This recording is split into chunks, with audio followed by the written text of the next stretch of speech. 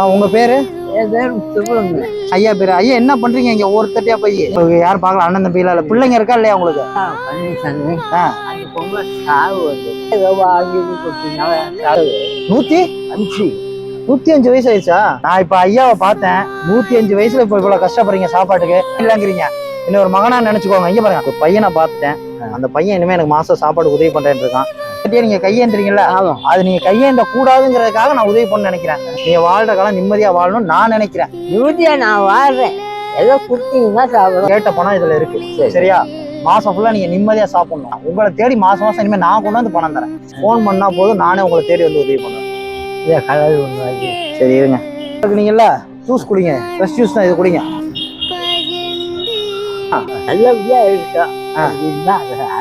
நீங்க நல்லா இருந்தா போதும், சரியா? போயிட்டு வரட்டுமா?